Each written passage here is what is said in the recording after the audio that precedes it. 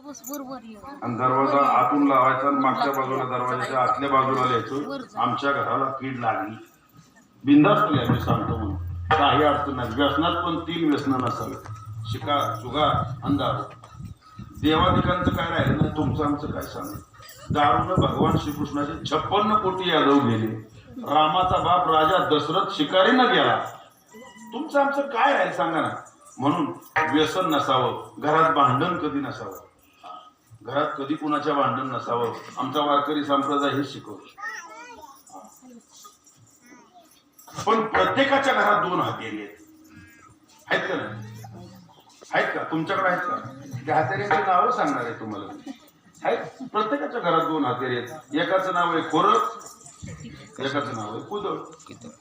कळलं नाही? कळलं? नावडा, भांडखो. आता पुढचं तुम्ही ओळखा. विठाला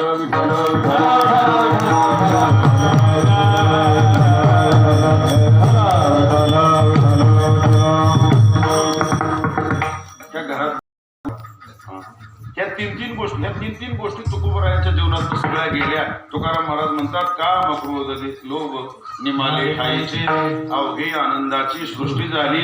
ठीक आहे संतोष महाराज, कळालं आम्हाला, हा देहच प्रारब्धाच्या अधीन आहे. मग आम्ही काय करावं लागेल? महाराज अभंगाच्या 2ऱ्या चरणात सांगतात. सरो माझा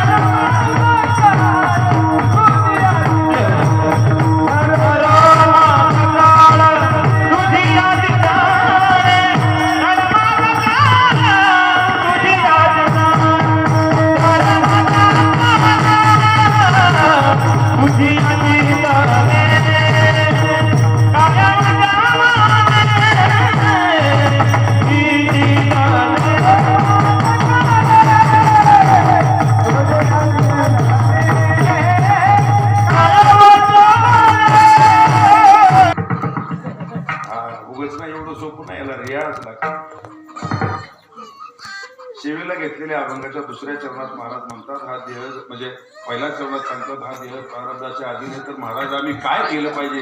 तुम्ही मंगळ करतो सगळा काळ चिंतनात घालवला पाहिजे. सकळ मंगळ निधी श्री विठ्ठलाचे नाम आधी. त्या कर्तुम म्हणण्याचा कर्तुम अशा असणाऱ्या भगवान परमात्म्याचे नामस्मरण करा. चिंतने सरे तो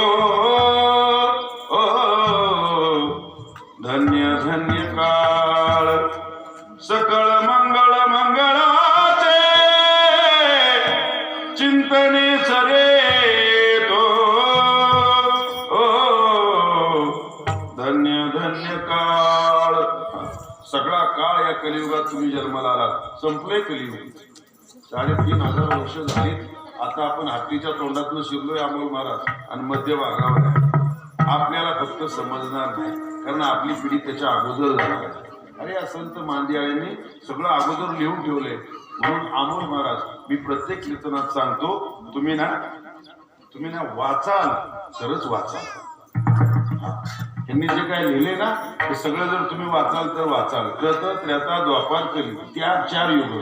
आपण कलियुगात आहे. पूर्वीच्या सारखी युग आता नाही. हे कलियुग फक्त 100 वर्षाचं आहे. पहिलं जे युग होतं सत्ययुग ना, कलियुग म्हणजे कृतयुग, ते कृतयुग 1,00,000 वर्षाचं आयुष्य होतं माणसाला. किती होतं? 1,00,000 वर्ष माणूस जगत होता. आणि त्या माणसाची उंची होती 28 हाताची. त्याच्याकडे असं बघायला देवाला हे बरोबर वाटलं नाही. माझ्या गुरुवारी एवढ्या 4 युगात 2 कीर्तनं करत होते नेहमी. मी ओझर तर सांगतो तुम्हाला, झालंय माझं. हा 1,00,000 वर्षाचं आयुष्य आणि 28 हात उंचीचा देह, शून्य कमी केला आणि उंची 50% कमी केली त्रेतायुगात. एक शून्य कमी केल्यानंतर 10,000 वर्षाचं आयुष्य झालं आणि 50% उंची कमी केल्यानंतर 14 हाताचा हा देह झाला. चला ठीक आहे, पुढे चला. हे पण शत गणिले ते अर्धरात्र खाय, मध्ये बालत्व पीडा रोग क्षय, काय भजनाशी उरले ते पाहेगा, किंवा नरदेह दुर्लभ जाना, 100 वर्षाची गणना. 100 वर्षाचं आयुष्य आपल्याला कलियुगात मिळालं. हा, आणि पृथ्वीवरती दादा एक अद्भुत होईल. या पृथ्वीवरती असं घडणार आहे. काय घडणार आहे? वैष्णव भावाचा दादा विवाह होईल. 5 वर्षाची कन्या भ्रतार मागीन. या कलियुगात असं घडणार आहे. बरं, पुढे आपल्याला बघायला भेटणार नाही. वाचा घरी गेल्यानंतर मला सांगा.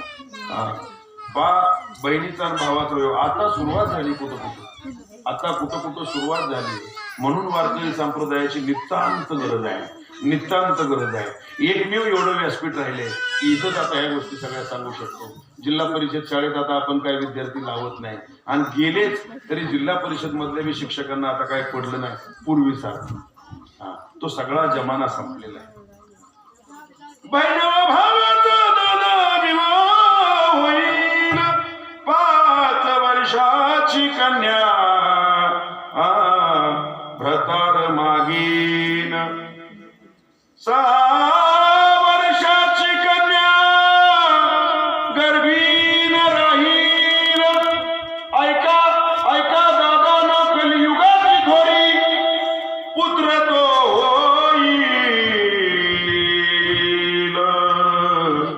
पित्याचा वैरी.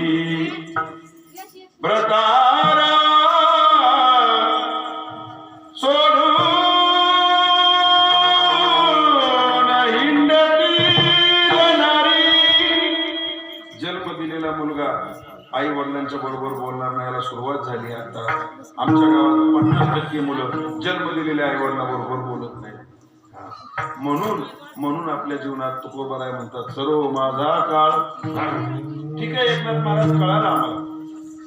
तुम्ही कलियुग सांगितलं, कृत त्रेता द्वापार सगळं सांगितलं. ह्याला काहीतरी पर्याय असेल ना? ह्याला पर्याय आमच्या एकनाथ महाराजांना सांगितला.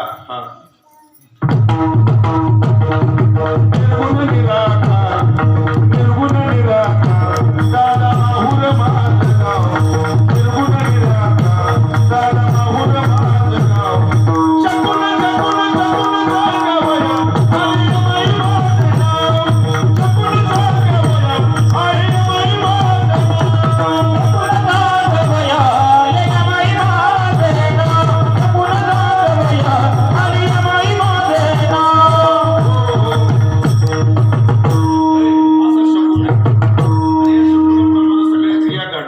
घडायला सुरुवात झाली. म्हणून तुकोबाराय म्हणतात, हा देह प्रारब्धाच्या अधीन आहे. तुम्ही अजिबात कोणत्याही गोष्टीचा विचार करू नका, फक्त आणि फक्त नामस्मरण करा. का तर तुकोबाराय म्हणतात, लाभ तो न दिशी याहुनी दुसरा अनेक दाता जन्मे तुम्हाला कोणत्याही.